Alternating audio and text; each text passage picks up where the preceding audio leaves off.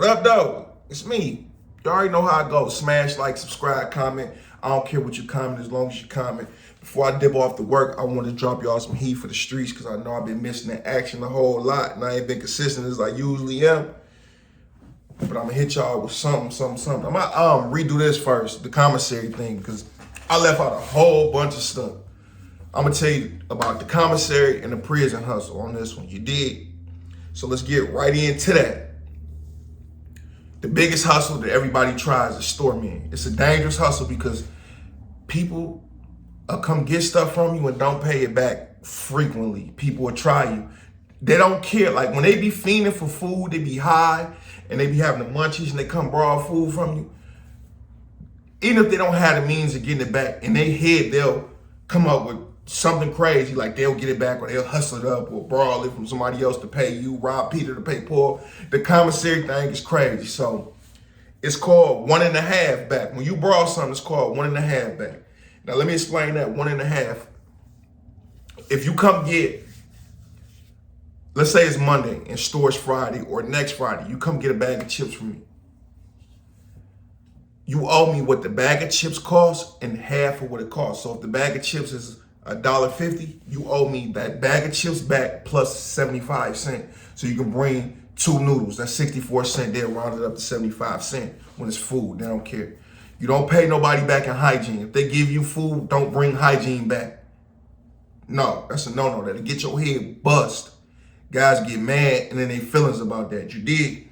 So if you come get a bag of chips from me for $1.50, you owe me 75 cents back. If the bag of chips costs $2, you owe me the bag of chips back or $2 in food. I might take food back. Any good food like noodles, candy bars, I take that back. But you owe me that $2 plus $1.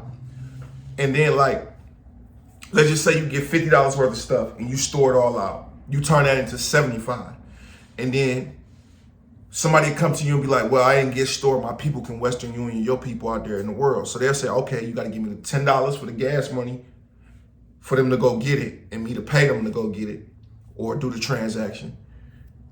And then you owe me half or whatever, the 75, or let's just say you got 100 and I come to you and be like, I want a transfer. It's called a transfer. Come to you and say, hey, I ain't got no food. I want the transfer. All right, tell your people to send the money, cash app it here, do whatever, however you do it, right? So you got $100 worth of food. That $100 worth of food is now $150 plus the $10 that it take to go get the stuff. Just how dudes send women money, when they in prison and locked up, because you're doing this every 2 weeks, every 3 weeks. Some people got $300 worth of stuff to loan out. So you loan out $300 worth of stuff, right? What's half of 300? That's $450 back. Easy. $450 back. So commissary is the main hustle. Now it's pouches of coffee about this big, Keefy coffee. That stuff's so strong, boy. I'm talking about when you hit that, it's like taking like 10 Adderalls.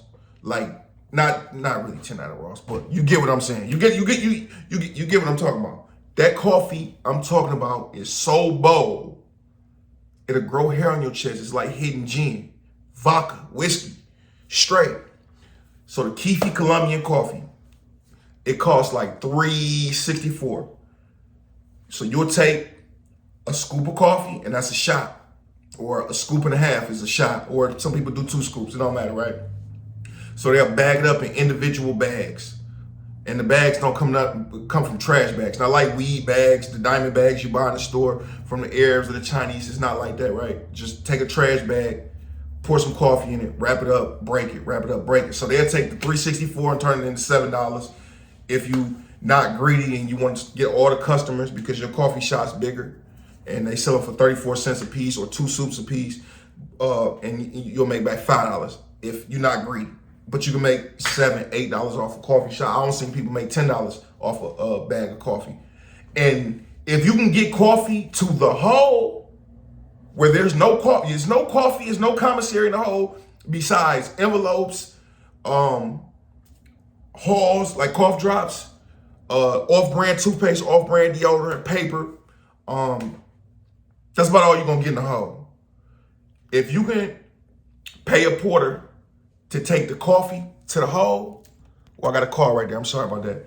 Perry Como Ill, my bad, baby. That's my baby. I'm about to hit him up. I'm about to hit him up right after this. That's my baby. If you can get a porter to take the coffee to the hall, right? That $3.64 bag of coffee turns into $30. Easy. $30. Because you're giving them a half a spoon. And guys will buy it for a 50-cent envelope. So you bag up, let's just say you bag up 40 shots for 50 cents. You do the math. I don't know what the math is on that, right? But bag that up, boy, you about to be getting paid. If you got a porter connect, you got to pay the porter. $2 a trip, $5 a trip, whatever.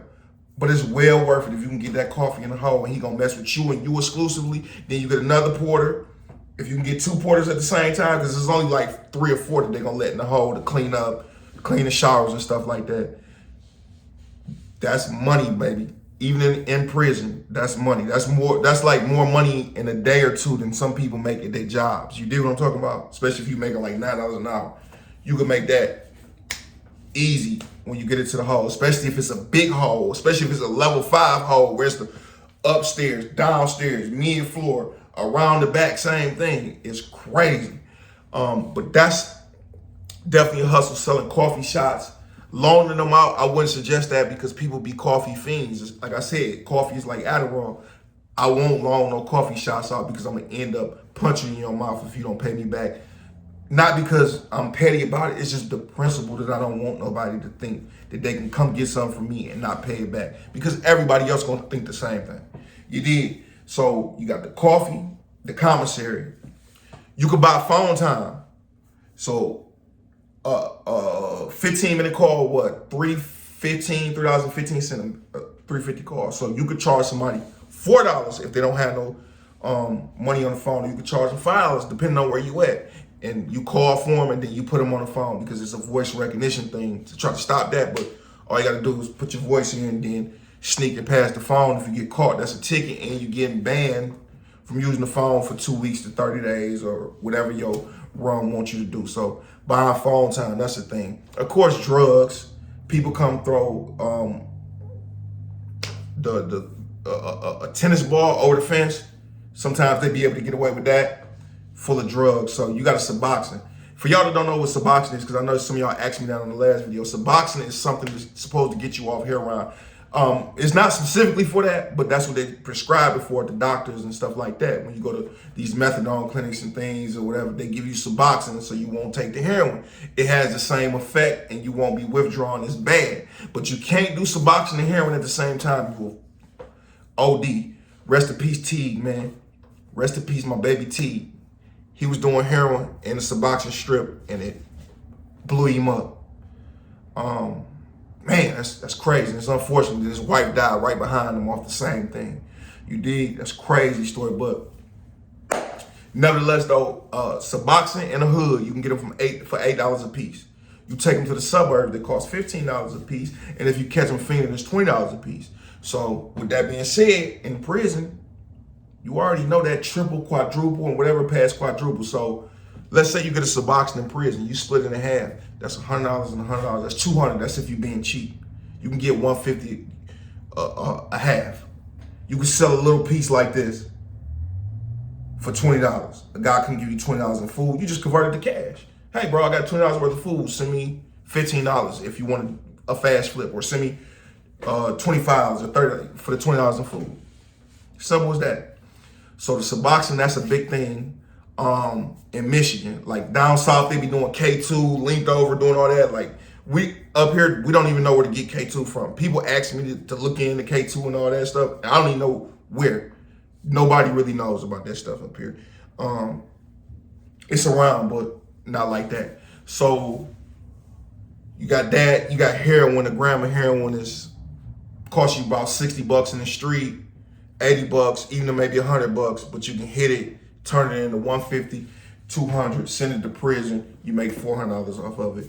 Easy, easy. Get some heroin to prison. Oh my God, you're gonna be that guy. And don't think I'm glamorizing this like, oh yeah, go get locked up to sell drugs in prison. No, I'm not saying that at all. So you know, drugs, the med line, people get these pills called Effexors. They like Adderall, but it's not It's not a real stimulant, but it's a mimic. Adderall, Seroquel, bro.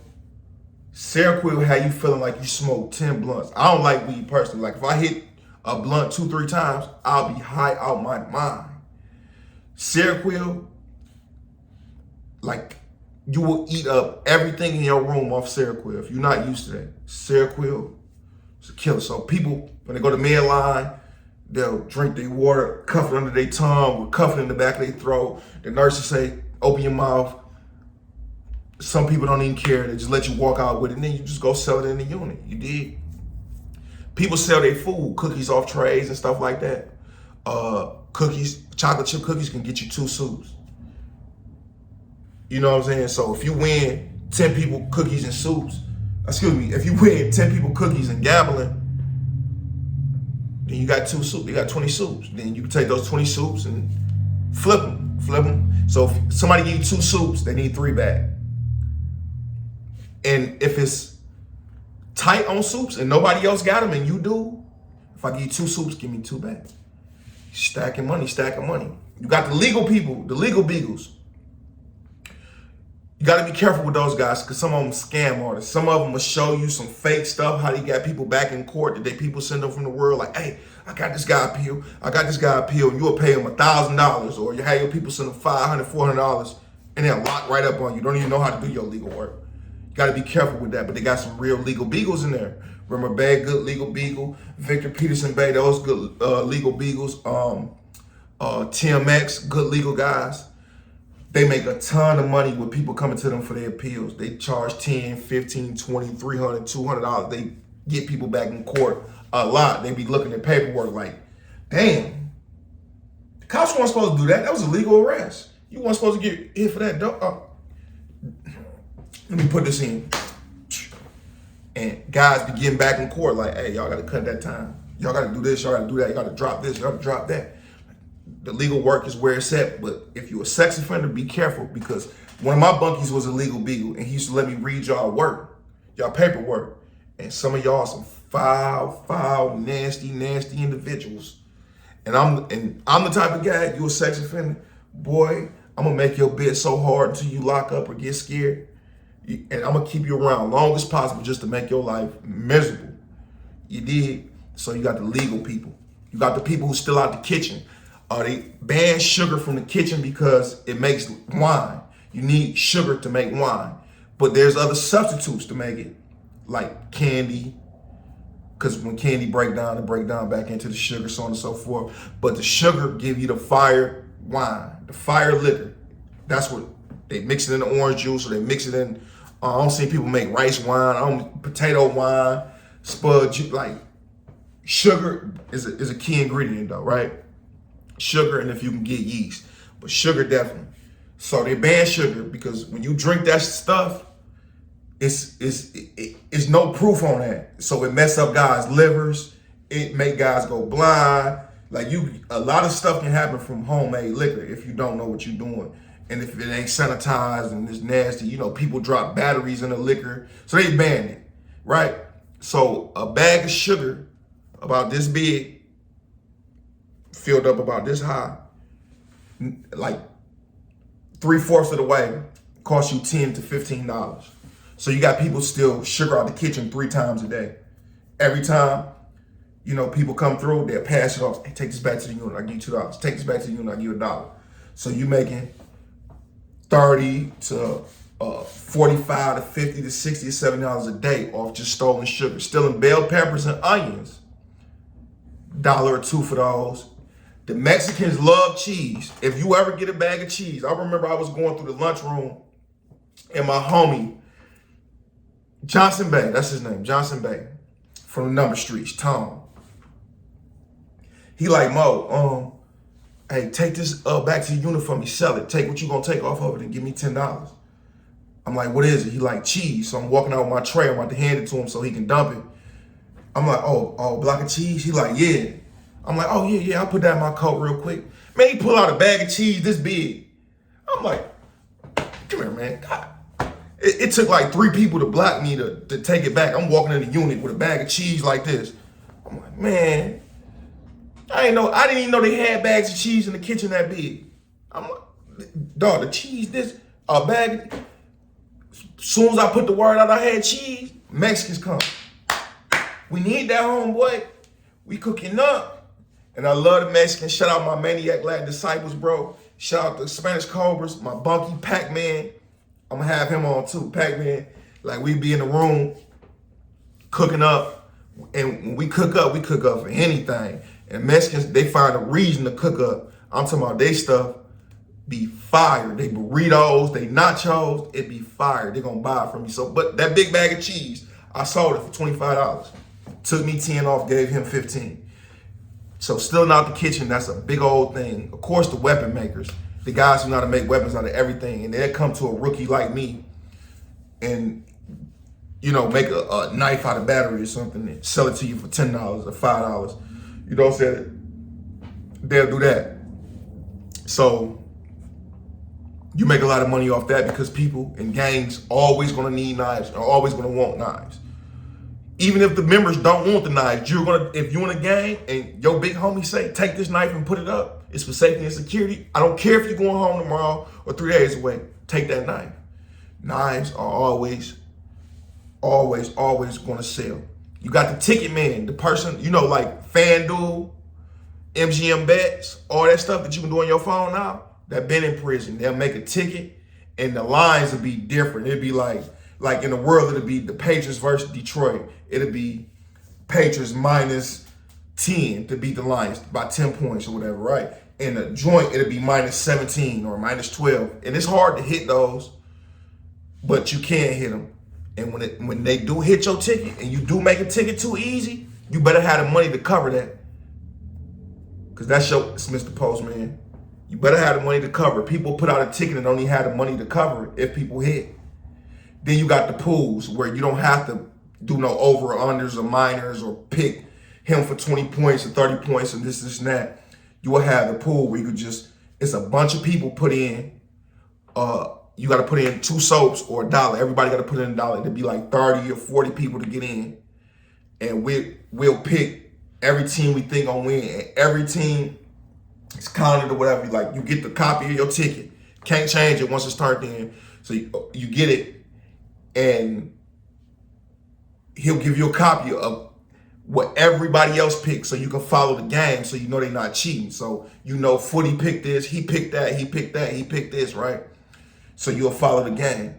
And whoever got the most at the end of the day win a prize. But let's say it's a tie. The Monday night game decide the tiebreaker. And then with the Monday night game, you got to pick points to make sure it's definitely not a tie.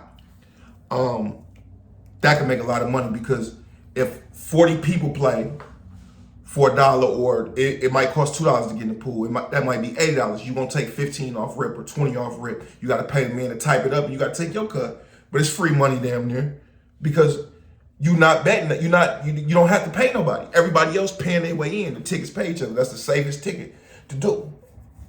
Or, you know, some people, they get your money and they'll lock up and leave. But, you know, you're going to have 10, 15, 30 hits on your head when you do come out the hole for that little petty stuff. So you got the tickets, right? You also got people to take hits on people. Unfortunately, that's the type of environment that we was in. People take hits on you, $20, $30, or they'll go to the gang leader each time and say, hey, I got 50 to get him off the yard. I got 100 to get him off the yard. And he'll send his flunkies, his followers to go hit you, get you right up off that yard. People make suckers. Melt down Jolly Ranchers. They'll wrap them in Q-tips. They'll take the cotton off, put it in Q-tips, roll it in pre-made Kool-Aid. You know, the Kool-Aid that you ain't got to put sugar in it. It's already sweet. You just put the water in it. They'll wet the Jolly Rancher sucker, roll it in there, bag it up, and sell it to you for 2 soups. So if you get 15 pieces of Jolly Ranchers, you can sell it for 2 soups a piece or a soup a piece. Some people even get fancy with it. They'll take creamer, butter, the pre-made Kool-Aid, mix it all up, put it in the microwave and make taffy. And the taffy be so good. Way better than that Laffy Taffy stuff. I'm talking about it be sour, it be sweet, it be crazy. And they'll wrap it around the sucker, sell it for $1 or $2, and that make you a lot of money. You take a $2 bag of creamer, a $3 bag of Kool-Aid, and make 30 suckers, 40 suckers for 2 soups. You do the math. It's a nice little profit margin when you're doing this every day. Fudge also, they'll take peanut butter, cookies with the cream, scrape the cream out, put the cookies in with the peanut butter, little water. They might even drop some marshmallows in it. They might drop some cappuccino in it, like all types of exotic stuff. 3 Musketeers, and they'll make a big old pallet of fudge and cut it all up in pieces. They be big to small, $2, $3. Like when the old school dudes drop the fudge, they put Snickers in it, Milky Ways, all types. That's expensive fudge. You paying $4 or $5 a bar for that. But when I tell you it's worth it, like I'm talking about every store I was in like $60 worth of debt or fudge bars. They'll front me for, they know if I take a Seroquel, like at night I was getting Seroquel, I was prescribed Seroquel. They know when I get hungry, I get mad. So like my homie S&B Spade, Duke, all them, and I'll be on St. just stuck in the room. I ain't seen them all day, but they know at the midline, once I get the munchies, I get angry. If I ain't got no food, we already don't ate all the food up, store a day or 2 away. We don't ate all the food up, we ain't spread it out. They know I get mad. They know I do any type of deal for the food. I send money anywhere for the food. They say, hey, they'll tell one of their homies that's on my wing, hey, go tell Bardille, or go take Bardille these 4 fudge bars, tell them just pay me on store. Or they come down there, I'll be like, dog, I ain't got the money. They was like, and they'll say, man, Spade already said if you said that, still give it to him. He gonna pay you. You can pay him on store or next door, or get it sent to him, or whatever. And I'm taking 4 or 5 fudge bars a day. I'm talking about, I ain't never had no fudge like that, even out here in the world. For y'all to be saying, oh, prison noodles and food only taste good while you in there, you crazy. I'd rather have some lasagna made out of ramen noodles in there than a lot of y'all lasagna out here, because y'all don't know what y'all doing. In there, whoever thought I would like pickles and lasagna? If you would have told me that before I went to prison, I'm like, you crazy. That's like raisins and dressing. Nah. In there, especially the Mexican homie Chewy, shout out Chewy, he used to make the best lasagna out of ramen noodles and little tomato packs and stuff from the store. It just hit different, y'all. It hit way different in there. Now, you got the cookers too. The guys who know how to fry the noodles, fry the rice, and all that stuff. You got the cookers that you can pay. And then you got guys that sit on the like on the wing all day. They'll sit down there or keep walking past, like, hey, you need something warmed up? They'll warm your coffee up, your tea up, or whatever, 3-4 times a day for a noodle. Because you can't come out the room if you're on sanctions, or you can come out the room, but you only can go to the bathroom, or you want to go to lunch. You can't go to the day rooms with the microwaves, and you lost that privilege. So they'll do that. You got people who will let you order stuff in their name, like secure packs. If they don't got no family support out in the world, they'll let you send them secure packs or put money in their account, and they'll take $15, $20 off whatever you send. Depending on how much you send, that's the price you work out with the person. But you got to be careful of that, because sometimes they get your stuff and I don't feel safe here. Send me to another unit. Or officer bother me, send me to another unit. You'll probably never see him or know where he at. It's a crazy, crazy, crazy game.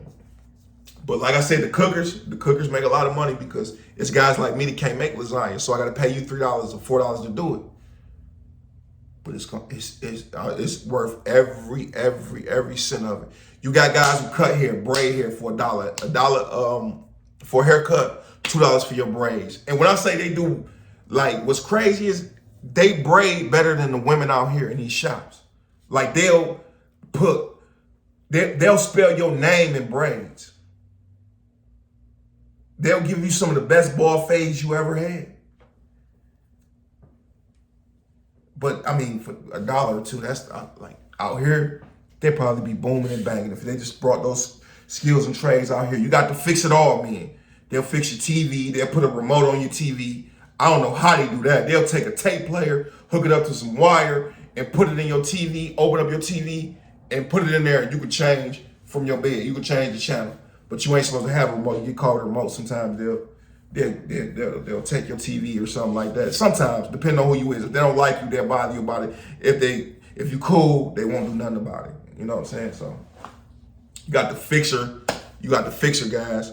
You got the guys that fold laundry, clean laundry for you. They'll hand wash it for you, because if you do public laundry, your laundry goes in there with a bunch of other people's laundry and they come back dingy, your whites and stuff like that. So you'll send it to the laundry man and he'll wash it separately, add extra bleach, do an extra cycle, wash it by hand, fold it for you. Even sometimes they'll iron it for you.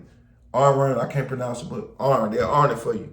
You know what I'm saying? And like guys like the Nation of Islam, like they clothes stupid, super clean. Sunnis like they clothes super clean. Definitely Nation of Islam like this stuff pressed. And sometimes they don't want to do it themselves. They're going to pay you hella cash to keep it pressed for them. It's people that sew. They'll make you a hat. You can give them a shirt because they ban like regular clothes. You can give them an old shirt or or you give them your old pants. They'll take the state pants and sew pockets on them, like a little design. I'm talking about like they sew gang signs in it, names. People send that stuff home. It's just crazy. You got artists that'll draw anything for you, send it home to their people. Sometimes there's artists in there that's so good that the COs will come to them and bring them a canvas and say, hey, paint me this family portrait, and give them $100 for it. He'll work on it for a day or two.